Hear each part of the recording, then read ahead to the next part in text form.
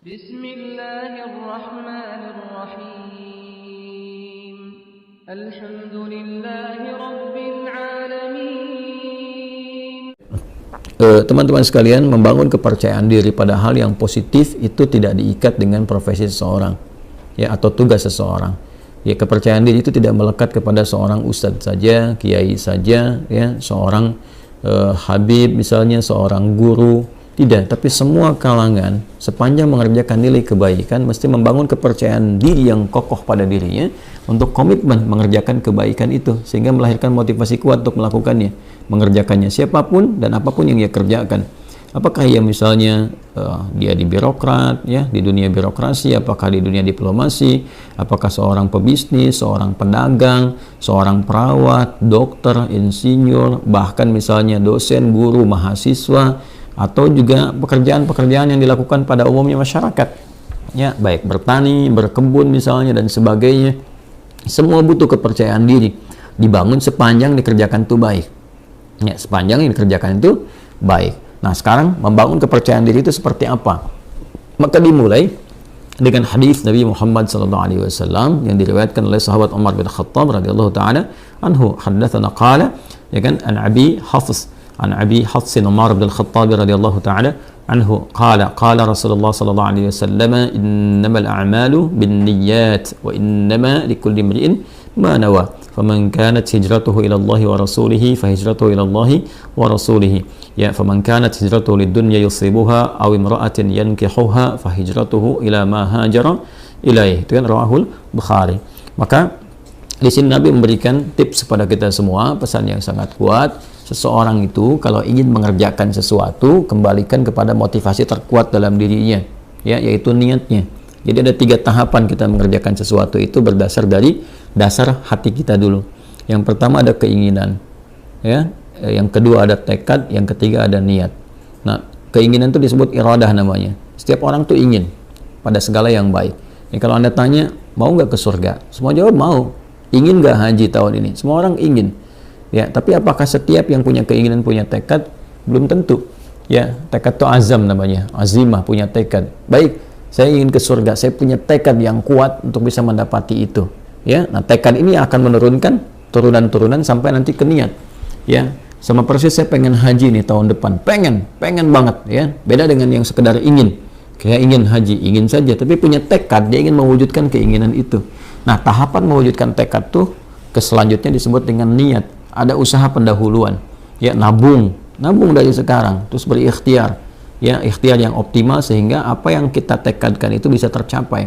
Ingin ke surga, alhamdulillah, bertekad, apa surganya nih, Firdaus, maka kita siapkan, ya, berniat betul-betul, bikin tekadnya itu terwujud dalam bentuk perencanaan awal, perbaiki diri, boleh berhijrah, ya, berhijrah mendekat, meninggalkan yang buruk. Hijrah itu meninggalkan kebiasaan yang kurang baik, yang tidak Allah sukai, kepada kebiasaan baik yang Allah dan Rasulnya sukai. Itu poinnya. Jadi hijrah itu bukan menuntut kita pindah kepada suatu tempat tertentu, ya, kecuali kalau di tempat kita beraktivitas itu sangat tidak kondusif sekali. Ya, susah mendekat kepada Allah, terancam dalam keburukan. Ya, di tempat kerja misalnya, tempat kerjanya diliputi keburukan-keburukan yang sulit sekali mendekat kepada Allah. Mau sholat susah, baca Quran susah, sementara kita sadar bahwa rezeki itu yang mengatur Allah, kan kita sadar betul Allah Maha Pemberi rezeki, Allah mendatangkan rezeki. Ya, kenapa kita tidak berpindah ke tempat yang kemudian Allah sukai dan dengan itu keberkahan Allah berikan? Toh tetap kan rezeki tidak akan tertukar, toh tetap tidak akan berkurang. Ini kan poinnya. Nah, itu hijrah yang menuntut perpindahan tempat. Sama dengan tinggal di lokasi misalnya yang di tempat tinggal itu walaupun kompleknya terlihat megah dan sebagainya, tapi fasilitas untuk masjid tidak ada, mau pengajian susah, mendekat kepada Allah juga tidak mudah, gitu kan? Anda mencari tempat yang teduh, yang nyaman ibadah, yang enak beraktivitas, di situ kemudian Anda membangun kepribadian yang lebih dekat dengan Allah Subhanahu wa taala. Jadi hijrah itu prinsip dasarnya meninggalkan perbuatan yang tidak disukai oleh Allah dan Rasulnya kepada kebiasaan dan perbuatan yang disukai Allah dan Rasulnya. Jadi bukan menuntut satu perpindahan secara langsung, ya, atau pindah kepada misalnya komunitas, pengajian, golongan tertentu, bukan itu poinnya. Jadi jangan Anda katakan kalau berhijrah ini pindah ke golongan A, komunitas B dengan nama tertentu dan sebagainya. Bukan itu poinnya. Ya, lebih kepada mendekat kepada Allah. Siapapun yang bisa membimbing kita sepanjang sesuai dengan ajaran-ajaran yang disampaikan oleh Nabi, mengacu kepada keterangan dasar Al-Quran, ya kita ikuti dalam kebaikan. ya tanpa harus mencela atau menepikan orang-orang atau golongan-golongan lain tertentu. Nah, dalam konteks berpindah ini, maka lakukan semua karena Allah. Ya, motivasinya karena Allah dulu, nanti supaya dibimbing oleh Allah. Karena nanti orang melakukan sesuatu itu banyak motifnya. Ya, tadi kata Nabi kan, "Faman kanat hijratuhu lidunya yusibuha", ada yang karena materi dunia. Ya, jadi Anda ini melakukan aktivitas untuk percaya diri ini, ya, mengatasi sifat malu, minder, macam-macam. Apa yang mau dikejar? Karena dunia. Ya, kalau cuma dunia orang banyak sekarang. Ya, ada latihan-latihannya segala rupa untuk mencapai pekerjaan tertentu. Ada latihan sekarang di bidang bisnis misalnya. Dilatih Anda public speaking, bagaimana bicara depan orang, begini, begitu, dan sebagainya untuk capaian dunia. Ya, Anda akan dapat. Kata Nabi, Anda akan dapat. Ya, tidak ada kesalahan di dalamnya, sepanjang dicari itu baik, tapi belum tentu ada pahala untuk bekal pulang. Nah, niat itu menentukan apakah apa yang akan kita cari ini disukai oleh Allah sehingga punya bekal akhirat, value-nya value akhirat, atau cuma dunia saja. Itu poin pertamanya. Jadi tanamkan pada diri kita itu motivasi yang kuat untuk mengerjakan sesuatu ini lillah, karena Allah, ya, dan Rasulnya. Nanti karena Allah itu memberikan kekuatan pada jiwa, dan Rasulnya memberikan bimbingan yang sudah Nabi contohkan kepada kita, ya, dan mewariskan pedoman-pedoman kehidupan yang abadi sifatnya. Nanti tinggal diikuti di situ, ya kan? Nah, jadi yang pertama adalah membangun kekuatan niat, motivasi diri dulu. Motivasi diri dulu. Saya ingin melakukan ini sebagai hujjah saya ketika kembali kepada Allah. Ya, saya ingin melakukan ini ya supaya Allah ridha dengan saya. Nanti dari niat yang benar itu Allah berikan kekuatan pada diri kita. Nah, niat itu diterjemahkan dengan apa? Setelah muncul dalam hati kita, kita akan memulai aktivitas itu yang baik itu, maka kita bisa mulakan itu dengan memohon kepada Allah. Nah, di sini dia. Jadi membangun sifat kepercayaan diri, diantaranya memulai dengan menautkan aktivitas yang akan kita kerjakan, ya, dengan harapan perlindungan dan pemberian kekuatan serta bimbingan dari Allah. Mohon taufik namanya, minta. Nah, itu keadaan itu disebut dengan tawakal namanya. Ya, tawakal itu menyerahkan keadaan kita yang akan kita ikhtiarkan, baik mulainya ataupun akhirnya kepada Allah, gantungkan kepada Allah, sehingga Allah memberikan perlindungan yang paripurna kepada diri kita. Maka Nabi mengajarkan kita untuk berdoa dalam memulai segala hal. Nah, doa itu juga membangun kepercayaan diri. Makanya orang kalau mau mengerjakan sesuatu, ketika dia berdoa lebih kuat kan? Ya, Anda mau bicara, Anda berdoa. Dan diajarkan kan di Quran, di surat Thaha itu, bagaimana seorang Musa alaihissalam dibantu sekretarisnya Nabi Harun alaihissalam, ya, dua-duanya datang kepada Fir'aun untuk berdakwah, menyampaikan kebaikan, membangun kepercayaan dirinya bagaimana? Kan berdoa dulu. Ya kan? Setelah dia berniat baik, menjadikan semua urusan karena Allah, dibimbing oleh Allah tuh. Ya, bimbingannya indah sekali. Jadi bimbing oleh Allah, nanti kalau datang katakan yang baik-baik, katakan yang lembut supaya dia sadar. Ya, di Quran surat Thaha itu kan ayat 43 sampai 44, faqula lahu qawlan layyina la'allahu yatadzakkaru aw yakhsha. Katakan yang lembut, ya kan? Katakan yang halus, tutur kata yang baik, yang elok dengan retorika yang benar, ya kan? Sampaikan aja. Nah, mudah-mudahan dengan itu nanti ya, ada kelembutan pada hati dia sehingga dia merasa takut kepada Allah dan memperbaiki diri. Nanti Allah bimbing, berikan kekuatan. Makanya nanti ayat-ayat berikutnya itu memberikan kepercayaan diri yang kuat kepada Musa. Ketika tawakal itu ada, lalu dibimbing doanya, Rabbi shrahli sadri wa yassirli amri wahlul 'uqdatam bil lisani yafqahu qawli. Lalu kemudian Allah menegaskan, jangan takut Musa, ya, aku akan membersamai kamu, ya kan? Nah, kamu akan dibekali begini begitu dan sebagainya. Ini isyarat Quran yang sangat dalam. Tautkan aktivitas kita kepada Allah Subhanahu wa taala, lalu bacakan doa. Kalau di sini terkait dengan bagaimana supaya tampil bisa bicara dan sebagainya, doanya juga ada sendiri. Seperti tadi diajarkan di Quran, Rabbi shrahli sadri wa yassirli amri wahlul 'uqdatam min lisani yafqahu qawli. Nanti untuk belajar supaya pede nih, ya, jangan sampai pesimis, waduh saingannya berat nih, waduh ini bisa nggak lulus ujian. Percaya diri, yang dituntut ikhtiar kok. Nanti Allah yang mengatur Anda masuk di kampus mana, di sekolah mana yang terbaik untuk masa depan kita. Kadang-kadang harapan kita ke A, tapi kata Allah jangan ke situ, kamu ke B aja, karena kamu nanti bakatnya akan dibutuhkan di bidang ini. Bisa terjadi. Ya, harapan masuk A, tiba-tiba masuk B, dan semua kampus bisa mendapatkan bagian-bagiannya gitu ya. Nah, maka di sini penting kita ikuti. Doa-doanya banyak ya. Rabbi zidni ilma warzuqni fahma, Allahumma faqihni fid din wa alimni ta'wil, sesuai dengan bidangnya masing-masing. Kalau belum tahu doanya, ucapkan apa? Ucapkan seperti Nabi bimbing dalam hadisnya. Ya, qala Rasulullah sallallahu alaihi wasallam, kullu amrin dhi balin la yubda'u fihi bi bismillahirrahmanirrahim fahuwa abtar. Maka mulai dengan bismillahirrahmanirrahim. Perbuatan baik itu niatkan, ya. Dalam diri kita kuatkan, ucapkan bismillahirrahmanirrahim. Anda mau kerjakan apa nih? Mau pidato? Bismillahirrahmanirrahim. Nah, ba itu nanti ada 14 makna. Di antara makna ba di situ nanti ada sebabiyah, Ya, dengan sebab aku akan mengerjakan ini, aku tautkan karena Allah. Ghayahnya, ghayah lillah, karena Allah subhanahu wa ta'ala. Maka mohonkan kebaikan kepada Allah. Minta kebaikan.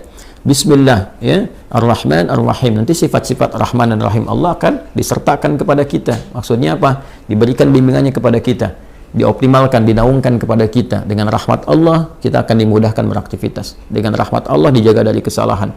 Dengan rahmat Allah diberikan kekuatan. Itu Bismillahirrahmanirrahim. Makanya Nabi pun ketika mulai menerima wahyu diminta oleh Allah untuk pede, untuk percaya diri. Walaupun Nabi nggak pernah belajar, ya, nggak pernah beliau punya guru formal, nggak ada beliau pernah masuk madrasah, ya kan? Nggak pernah belajar, ummi sifatnya, ya, sifatnya apa? Ummi. Maka apa yang terjadi? Yang terjadi ketika menerima wahyu kan, ya, kata malaikat, Iqra, baca. Ma'ana biqari, saya betul-betul nggak bisa baca. Iqra, ma'ana biqari, saya betul-betul nggak bisa baca.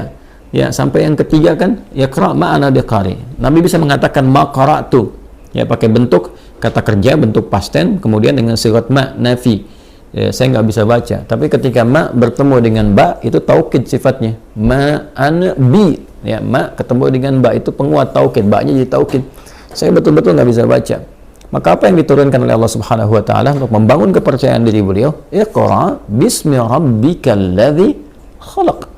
Muhammad SAW niatkan baca itu, ya, baca untuk mengikuti bacaan yang dibimbing oleh siapa? Oleh hamba yang Allah utus, ya, dan dengan kuasa Allah yang membuat, menjadikan sesuatu aja begitu mudah. Yang mencipta kamu aja begitu mudah, yang mencipta manusia aja begitu mudah. Apalagi menjadikan kamu terbimbing untuk bisa mengikuti bacaan, lebih mudah lagi. Maka lakukan karena Allah. Allah kan kuasa atas segala hal. Anda adabnya, kalau Anda sulit melakukan sesuatu, Anda akan berusaha minta tolong kan pada yang lebih kuat. Oke? Ya, ada misalnya seorang usil pada Anda minta tolong pada yang lebih kuat, atau Anda lapor misalnya kepada yang berwenang dan sebagainya. Kenapa? Karena sifat dan fitrah manusia mencari yang lebih kuat. Siapa yang lebih kuat dibandingkan dengan Allah? Siapa yang memberikan kekuatan pada kita lebih dibandingkan apa yang Allah berikan kepada kita? Maka tautkan diri kita kepada Allah. Iqra bismi rabbikal ladzi khalaq. Nah, inilah kekuatan doa. Doa membangun kepercayaan diri. Doa membangun kekuatan. Ya, nanti setelah itu yakinkan bahwa apa yang Allah berikan kepada kita itu sempurna dan bisa melakukan apapun. Ya, sepanjang nilai itu baik. Wa 'allama Adam al-asma'a kullaha. Allah mengajarkan kepada Adam semua jenis segala hal yang bisa digunakan dalam beraktivitas di bumi ini. Ya, karena Adam itu nabi, Adam itu rasul. Nabi bukan rasul, maaf. Adam itu nabi walaupun beliau bukan rasul.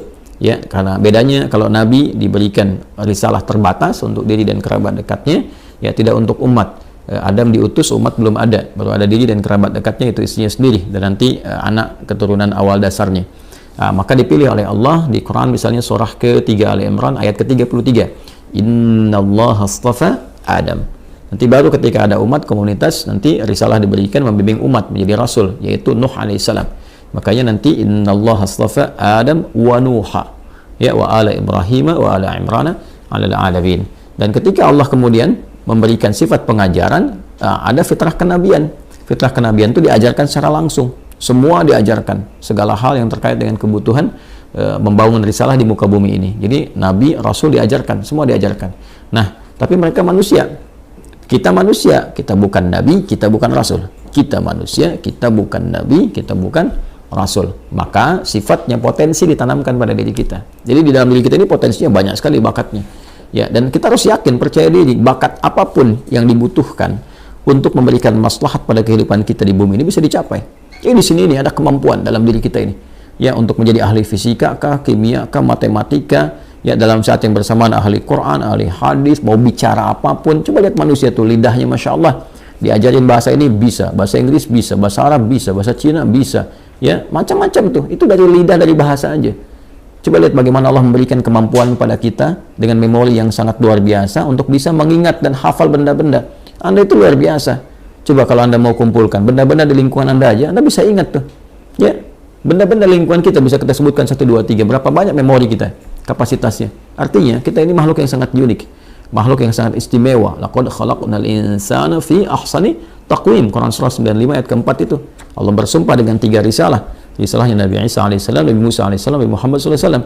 Ya, wattini wazzaitun, dengan Nabi Isa alaihissalam, watturi sinin, Nabi Musa alaihissalam, hadzal baladil amin, ya, Nabi Muhammad sallallahu alaihi wasallam. Laqad khalaqnal insana fi ahsanit taqwim, dan pakai lam dan qad, pakai taukid dan tahqiq untuk menunjukkan kesempurnaan secara fisik aja udah sempurna tuh penciptaan manusia. Fisiknya sempurna, akalnya sempurna, potensinya sempurna. Tinggal kita membangun kepercayaan diri bahwa dengan kesempurnaan ini kita bisa mencapai itu. Kita bisa percaya pada diri kita dan tautkan kepercayaan itu kepada Allah Subhanahu wa taala. Maka itu di antara cara yang terbaik. Kemudian setelah itu ikhtiar dan belajar secara bertahap. Ya, la tarkabunna tabaqan an tabaq, step by step. Barangkali di sini nanti akan ditemukan beberapa kekurangan yang Allah tampakkan untuk diperbaiki. Jadi kalau salah wajar, namanya baru belajar. Ya kalau sudah pintar, ya wajar kalau nggak salah lagi. Kan kita baru belajar nih. Belajar bicara ada salah, wajar. Ya saya saja bisa salah. Ya dan pasti salah karena manusia kan sifatnya. Tadi barusan kan salah. Ya salah, ada slip of tongue misalnya, ketidaksengajaan, atau bahkan pikiran lebih cepat duluan, lisan baru bisa mengikuti, mungkin terjadi. Ya atau memang betul-betul salah dan harus dikoreksi. Ya tidak ada yang sempurna.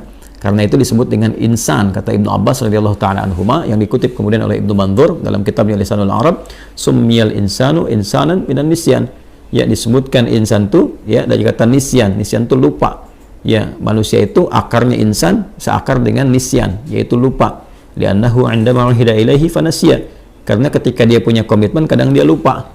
Dia punya komitmen dengan Allah untuk menyembah, dia lupa, nggak nyembah Allah. Dia punya komitmen berbuat baik, dia lupa, nggak berbuat baik. Ya, makanya kalau ada orang berdusta, sebetulnya dia tahu dusta itu salah, cuman saat berdusta dia lupa. Ya, dia tahu korupsi itu salah, cuman saat korupsi dia lupa. Makanya lupa itu seringkali disandingkan dengan salah. Ya, nasiya itu lupa, nasitu saya lupa, nasina ya kita lupa. Akhta'a itu salah, akhta'tu saya salah, akhta'na kita salah. Rabbana la tu'akhidna in nasina au akhta'na. Ya Allah mohon jangan hukum kami kalau kami pernah lupa dan dari lupa itu jadi salah. Itu di Al-Baqarah ayat 286. Jadi nasiya itu lupa, nanti turunannya insan. Insan disebutkan setidaknya 65 kali kurang lebih dalam Al-Quran. Nah, kadang repotnya makanan kita nasi. Nasi. Banyak makan nasi, banyak lupa. Saya pernah waktu kuliah itu dosen kami tanya, "Ma makna kita apa artinya ini?" Kita jawab kompak, nasina ya Ustaz. Kami lupa. Maka Ustaz kami respon, akaltum nasi katsiran fanasitum.